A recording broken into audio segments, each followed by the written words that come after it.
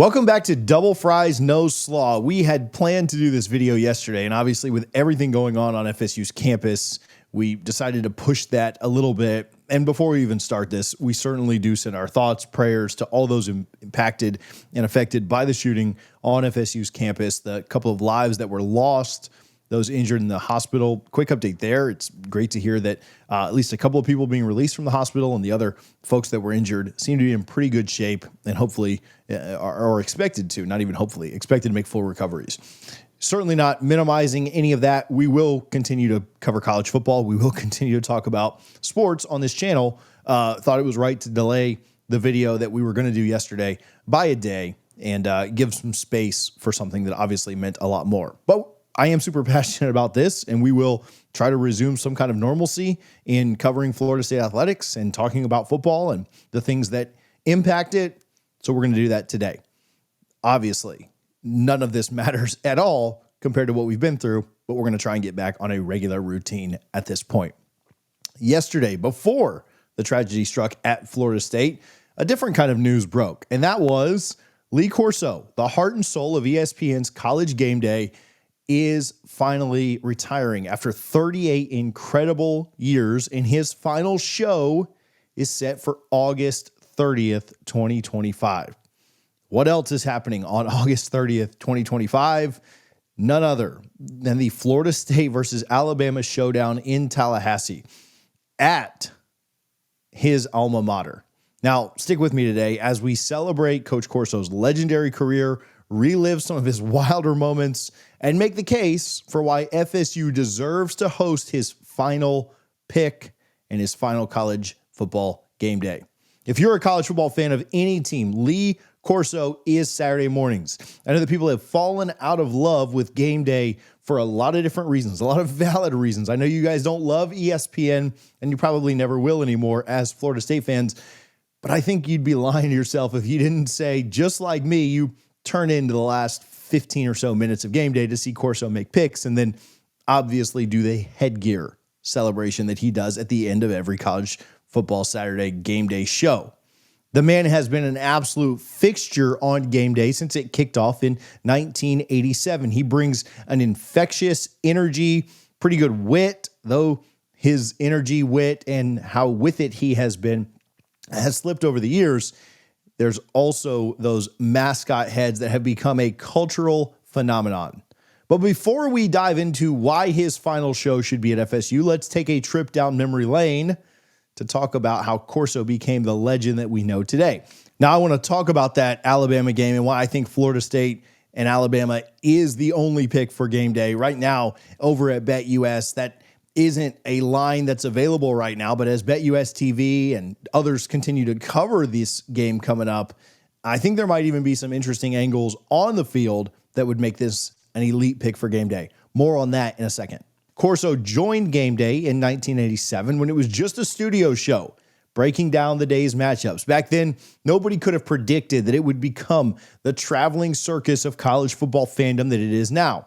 Corso, a former coach at Louisville, Indiana, and Northern Illinois, and a player at Florida State, brought a coach's perspective, gruff and insightful, always ready to stir the pot. By 1989, he was a full-time analyst, and when game day hit the road for its first live show ever in 1993, it was at a Florida State game. Notre Dame versus FSU, the game of this century. The Noles lost, but also won the championship that year. So maybe a little bit of good luck there from Corso. He absolutely stole the show. As an FSU alum, he slapped on a Seminoles cap in South Bend, getting the crowd all riled up. That moment set the tone. Corso wasn't just an analyst. He was a performer, a provocative, and a fan at heart. His catchphrase that we have used countless times on this channel and on College Football Addiction for thumbnails, not so fast. He'd say it all the time. Not so fast, my friend. Born from shutting down his co-host's hot takes, became a staple. And then in 1996, he took it to another level with his very first headgear pick. He put on Ohio State's Brutus Buckeye mascot head. And that was it. College football now had its signature moment. Corso's been making picks ever since, with a record of 286 and 144 across 430 selections through 2024. Not too shabby at all. The headgear moment wasn't just a gimmick. It was Corso capturing the chaos and passion of college football. And boy, did he deliver some unforgettable moments. Let's talk about a few of those that prove why he's so irreplaceable. Corso's game day tenure is a highlight reel of pure entertainment. One of my favorites, it got shared a ton yesterday on social media. The time he dropped an F-bomb on live TV in 2011 when picking Houston over SMU. He tossed aside an SMU megaphone, grabbed the Cougar mascot head, and let it slip. The best part? Herbie and Fowler absolutely cracking up while producers scrambled to fix the moment. Corso apologized the next week, but let's be very real. Fans loved it. It was classic Corso, unfiltered and unapologetic. There's the 2001 South Carolina versus Florida game where Corso played the ultimate heel. He showed up waving a Florida Gator statue and then flipped to a South Carolina cocky statue just to mess with the crowd. By the time he picked Florida, the boos were absolutely deafening. But you know that he was absolutely eating it up. That's who he is, half analyst, half showman. And who could forget his wild antics with mascots? He's ridden a motorcycle with the Oregon Duck. He's danced with Notre Dame's Leprechaun.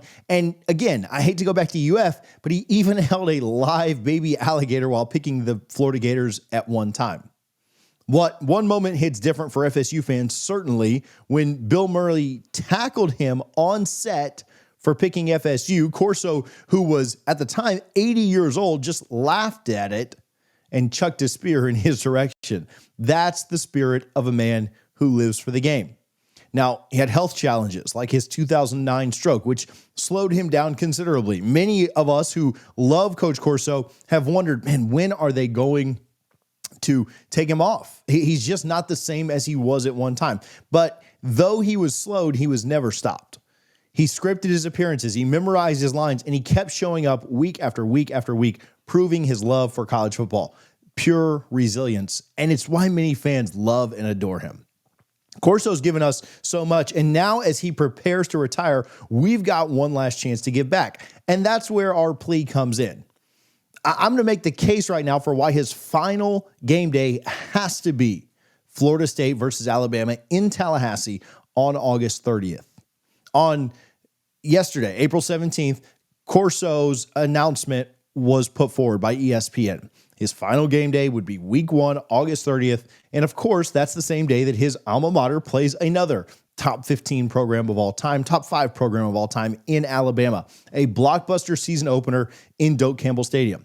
It is absolute poetry that Corso, a Seminole legend who played for FSU in the 50s, set the school record for career interceptions and earned the nickname the Sunshine Scooter for his speed, would be back in Tallahassee for his final game. He even roomed with Burt Reynolds. The storylines are off the charts, and this game is an absolute chance to honor his roots. Why FSU? It's absolutely personal. Corso's been a proud Seminole his whole life, and he's stirred crowds with FSU picks like that 93 Notre Dame game, or in 2017, the Alabama pick when he rocked the Big Al headgear. No matter what side he was on, he was always getting people going, whether he was for or against you, and whether it was a game involving the Seminoles or not. It isn't just about nostalgia. It's about the matchup. FSU versus Alabama is a clash of titans. Though the Florida State is coming off of a rough season, there is no better place that you could imagine him being. It'll be his 431st headgear pick, and Tallahassee's electric atmosphere with 60,000 fans chanting for their hometown hero would be the ultimate send-off. Now, here's the deal. ESPN hasn't confirmed the game day location yet. That's where I think fans come in. I think we're starting this plea. We're starting to get people to hopefully get on this bus to bring Corso to the finale at FSU. Game day has no other options. Obviously, LSU and Clemson play. That'll be a huge game that weekend. And Texas plays at Ohio State, a rematch of the college football playoff semifinal last year. And though he put on Brutus for the very first time in a headgear pick, nothing will compare to starting and ending his career on the road in Florida State matchups. Imagine Corso at 90 putting on some kind of FSU jersey, some kind of Seminole headdress, some kind of, I don't know if it's a ball cap. I don't know what he does. Maybe they bring him out at midfield and let him plant the spear one last time. Or maybe trolling the crowd with Alabama's Big Al. Either way, it is the farewell he deserves. Now, like I just mentioned, some of you may think, well, what about other big games week one? Florida State wasn't very good last year. Should we really do that and go to a game that, look, might not be as close as Texas, Ohio State, or might not be as close as LSU, Clemson? I don't think that matters.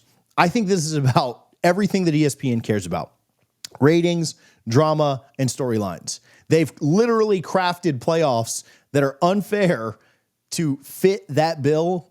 And Ohio State, Texas in a week one game, though it will be exciting, has no meaning. It doesn't matter who wins or loses that game. Both teams probably still make the playoffs unless their seasons go off the wheels. Clemson, LSU, same thing. An important game for both teams, but both teams have so much ahead of them that an out-of-conference game in week one doesn't really matter. Neither of them carry the emotional weight that Florida State would with Corso coming home. His connection to FSU, combined with the stakes of what's on the line for Florida State and Alabama's head coaches, makes Tallahassee the only possible choice.